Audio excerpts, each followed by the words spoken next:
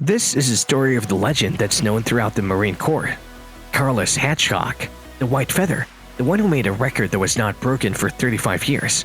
Welcome to our channel. If you're new here, don't forget to subscribe and press the bell icon so you won't miss any future updates.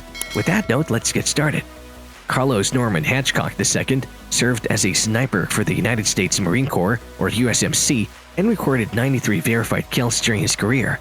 Hathcock became a legend in the US Marine Corps due to his accomplishments and the unusual details of the missions he completed. A variation of the M21 called the Springfield Armory M25 White Feather for the moniker White Feather given to Hathcock by the North Vietnamese People's Army of Vietnam was named in his honor. On May 20, 1942, Hathcock was born in Little Rock, Arkansas. After his parents' divorce, he spent the first 12 years of his childhood with his grandmother in Wynne, Arkansas. He started shooting and hunting at a young age when visiting family in Mississippi, partly out of necessity to help feed his underprivileged family.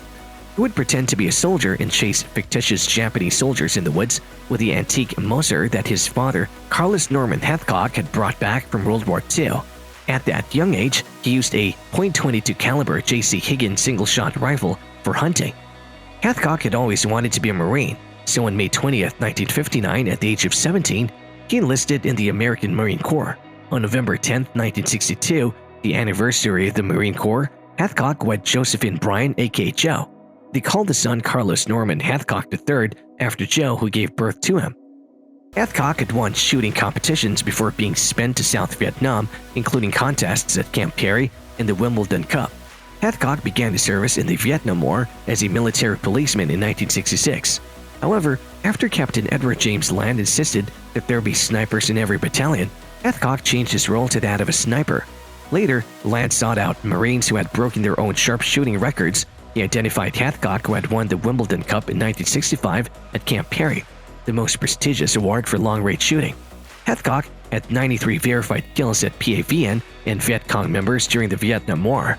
In the Vietnam War, a second person who had to be an officer had to confirm kills in addition to the sniper spotter. Confirmation was challenging for snipers because they frequently operated alone, especially when their target was concealed behind enemy lines, which was frequently the case. During the Vietnam War, Hathcock calculated that he had killed between 300 and 400 enemy soldiers. Hathcock was the target of a $30,000 U.S. bounty posted by the PAVN for murdering so many of their soldiers. The PAVN routinely offered rewards for between $8,000 and $2,000 to American snipers. In an effort to earn the record-breaking bounty, Hathcock killed every known Vietnamese marksman who came after him. Hathcock was given the nickname White Feather by the PAVN and the Viet Cong because of the white feather he always wore in a band on his bush hat. Many Marines in the vicinity put on white feathers to fool the enemy when a platoon of Vietnamese snipers was ordered to find White Feather. These Marines decided to make themselves targets in order to throw off the counter-sniper since they were aware of the effect Hathcock's killing would have. One of Hathcock's most renowned achievements was killing an enemy sniper by shooting him in the eye while using the sniper's own weapon scope.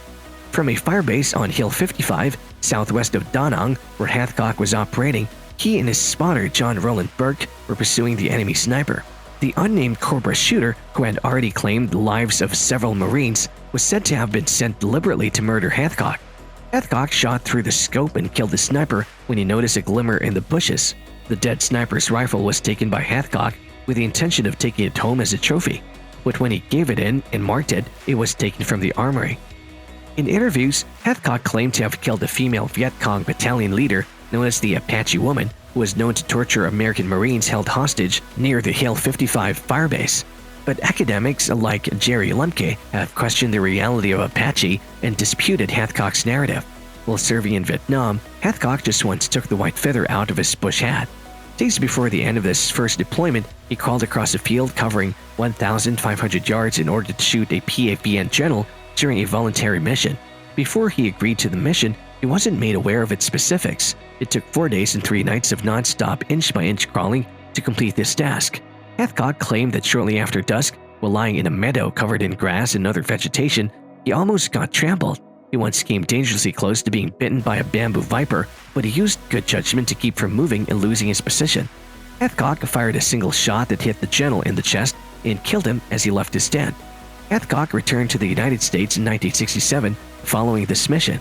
Though he missed the Marine Corps, he went back to Vietnam in 1969 and oversaw a platoon of snipers. On September 16, 1969, the LVT-5 Hathcock was traveling collided with an anti-tank mine along Highway 1, north of LZ Baldy, abruptly ending his sniper career. Hathcock saved 7 Marines from the burning vehicle while sustaining severe burns to his face, arms, and legs. Unaware of the extent of his injuries, someone then dragged him aside and submerged him in water. Hathcock received the Purple Heart while recuperating. He was awarded a Silver Star for it almost 30 years later. In order to reach the burn center at Brooke Army Medical Center in San Antonio, Texas, Hathcock and the 7 Marines he extricated from the car were flown by helicopter to the hospital ship USS Repose, a naval hospital in Tokyo, and finally, Hathcock assisted in founding the Marine Corps Scout Sniper School at the Marine Base in Quantico, Virginia, after he was called back to active service. He was in excruciating pain as a result of the severe wounds he received in Vietnam, but he persisted in devoting his life to training snipers. When Hathcock's health started to deteriorate in 1975, he was given the diagnosis of multiple sclerosis. He continued to serve in the Marine Corps, but his condition got worse. He earned a permanent disability separation just 55 days short of the 20 years that would have qualified him for regular retirement compensation. He was medically released and granted 100% disability pay. If he had retired after 20 years, he would have only gotten 50% of his last pay grade. When he was made to leave the Marines, he developed depression because he believed the organization had expelled him. His wife Jo nearly left him during this melancholy, but she ultimately opted to stay. Hathcock finally took up the pastime of shark fishing, which was therapeutic for him. Select military forces, including SEAL Team 6 and police departments, received sniper training from Hathcock. Hathcock once remarked that his ability to get in the bubble, a state of utter, complete, absolute concentration, helped him survive in this line of work. This ability allowed him to focus first on his tools, then on his surroundings where each leaf and breeze had significance, and finally on his quarry. There is no hunting like the hunting of man, and those who have hunted armed men long enough and like it never truly care for anything else after, according to a quote by Ernest Hemingway that a friend handed to Hathcock after the war. He wrote Hemingway's words down on a paper and duplicated them. He was correct, Hathcock said. The hunt, not the killing, was the issue. In a book he wrote about his time as a sniper, Hathcock stated, "I enjoy hunting and shooting, but I've never liked murdering people. It's my responsibility. Many of these children disguised as Marines will be killed if I don't catch those cretins. At least that's how I see it."